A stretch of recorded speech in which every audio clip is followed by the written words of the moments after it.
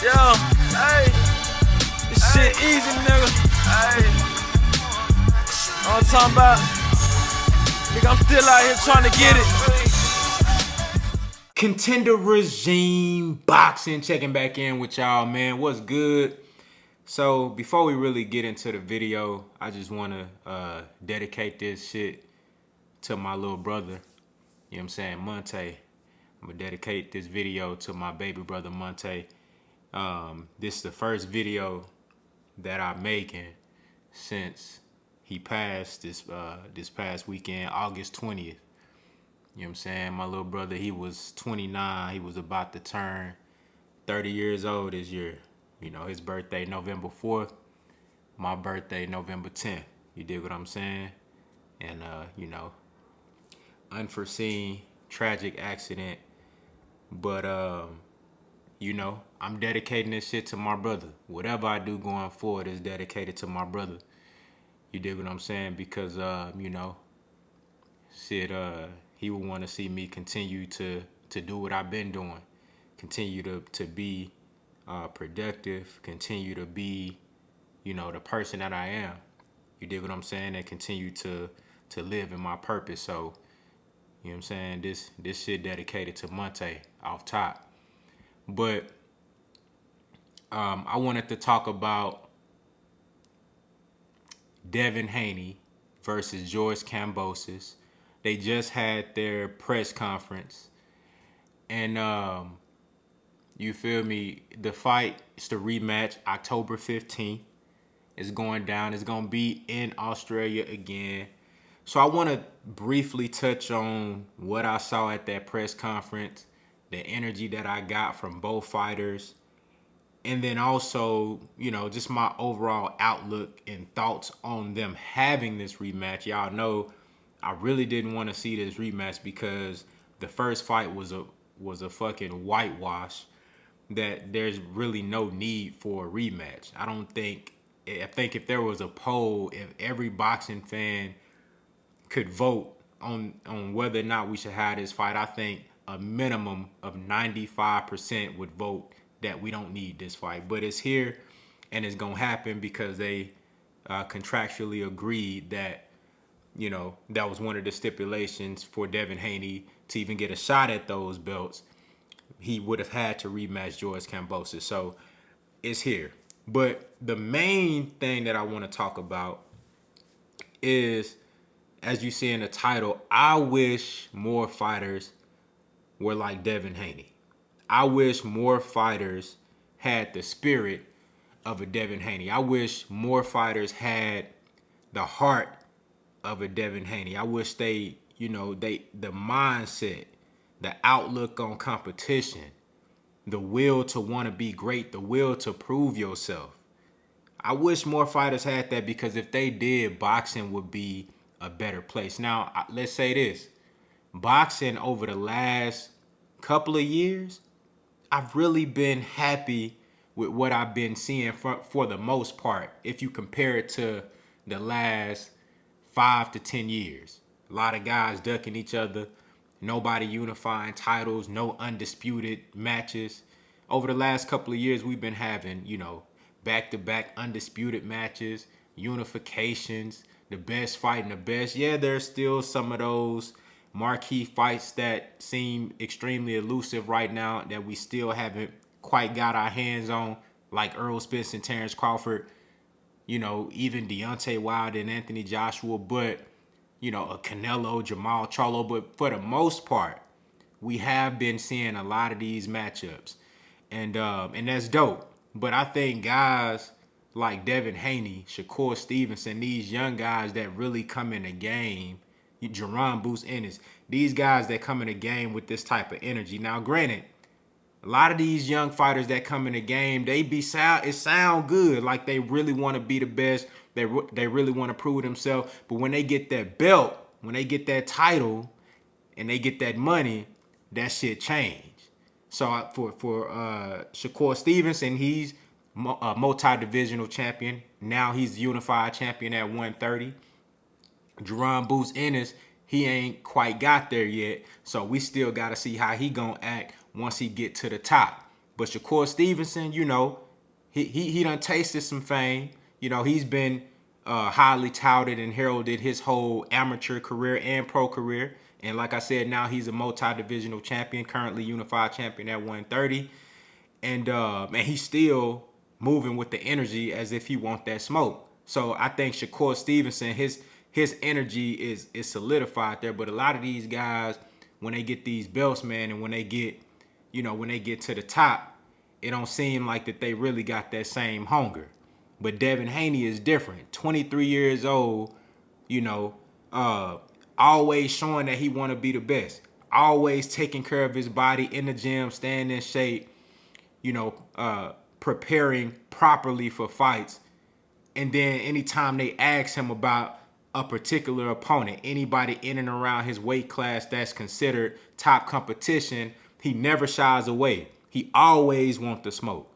And I've seen him run down on multiple fighters that's supposed to be top guys in his division, and he's clamoring, knocking down the door, trying to get in the ring with these guys. Even when they say he lack power, you know, he don't got no chin, even though he never been dropped, never been stopped, none of that shit. All these guys at 135 and 130 that have been knocked down on their ass or stopped, Devin Haney ain't had none of that. But he don't got no chin, though. But that's neither here nor there. You feel me? My point is, you motherfuckers got to appreciate a fighter like Devin Haney, because if it was more of him, boxing would be a better place. I watched the press conference with Devin Haney and George Kambosos. Now, obviously, you see George Kambosos, he ain't the same no more. You know, he talking with more of a lower tone. You know what I'm saying? Came out there with less flashy clothes. You feel me? I didn't see, you know what I'm saying? I ain't see none of that flashy shit I saw last time when they had the first fight. You know what I'm saying? That cocky shit done dwindled. You know, he making excuses like he always do, but all that cocky shit, that shit dwindled. You feel me? He blaming shit on the ref. You know what I'm saying? Blaming shit on Devin Haney fighting style because of his lack of ability to make adjustments to whatever Devin Haney was doing in the ring. You know what I'm saying? Instead of taking accountability and saying, bro, I'm just not good enough. You feel me? He making excuses and shit. But you see the energy is different now because he ain't got no choice but to respect Devin Haney. What I tell y'all before Devin Haney got that opportunity, I said, look, they don't want to see Devin Haney get a chance at these belts. You know why? Because what that's going to do is validate Devin Haney. What that's going to do is solidify him and make these motherfuckers put respect on his name.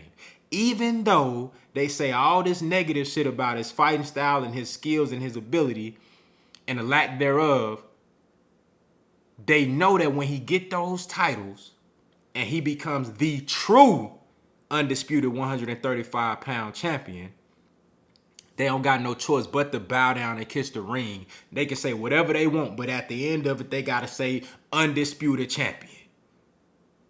They can say whatever the fuck they want, but they better say he the only champion at 135. Don't nobody else got no belt.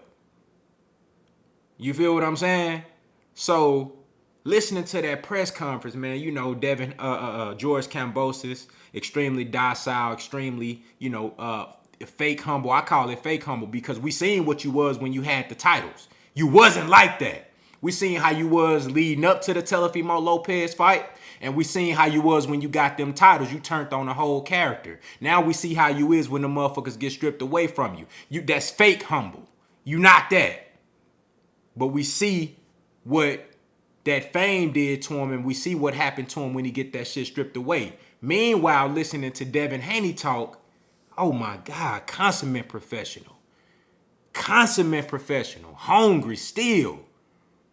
Giving George Kambosos his props, he said, you know what, look, man, you know, I dominated him in the first fight. And I think that with him not having much to lose now, with what I did to him in the first fight, I think he could possibly even be more dangerous in the second fight. George Kambosos is a good fighter. I still respect his skills. I think, he said, I'm hoping that they will bring more to the table and fight more aggressively or be more even hungrier this time because that will give me an opportunity to show more of my skills.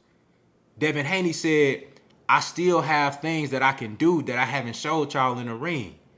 And I didn't get a chance to do most of that in the first fight because my strategy and the way I was dealing with Kambosos, he really didn't bring anything extra out of me because I was able to control him so much. But this time around, it could be different because, again, I respect George Kambosos. I think they going to come with something else, and that will make a more exciting fight and bring more things out of Devin Haney. Go back to that Jorge Linares fight.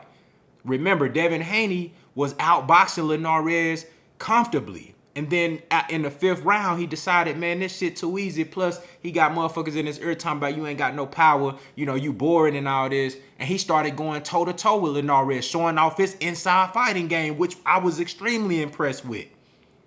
But that's the type of fight. Go back and watch that full fight with Haney and Linares and just marvel at how beautifully he put those combinations together when he did throw combinations, or how beautifully he stood right in front of Linares from the 5th round all the way to the 10th and made him miss and made him pay. Barely making him miss by inches and then coming back, you know, with a left hook, you know what I'm saying, going to the body.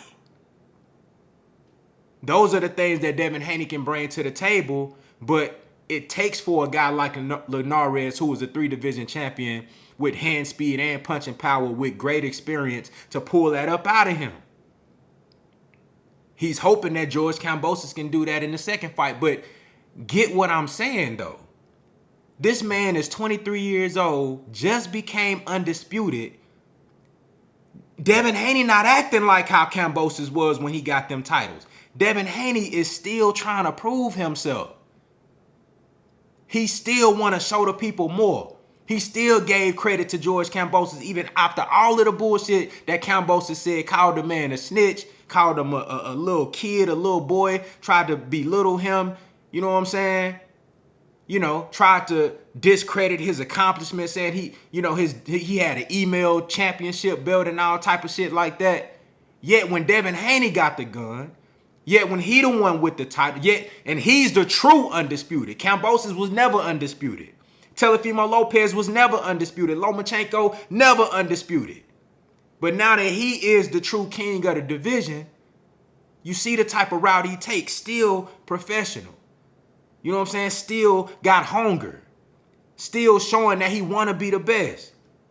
Lomachenko coming back talking about he need a tune-up for Devin Haney. He didn't want nothing to do with Devin Haney coming back. You know I fuck with Tank Davis, but they don't want to fight Devin Haney.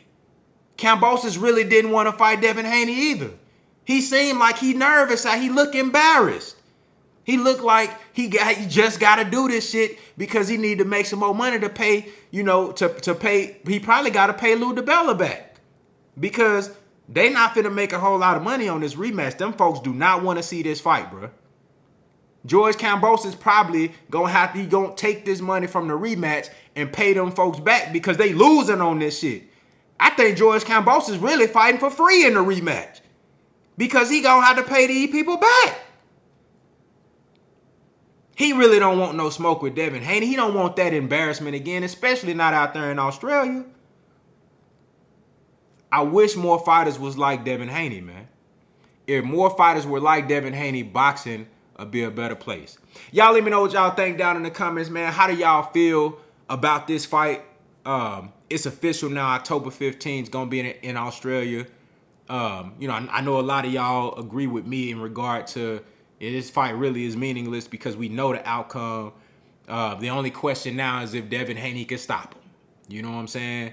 That's the only question. But y'all let me know what y'all think down in the comments, man. Contender regime boxing. I'll holler at y'all boys, man.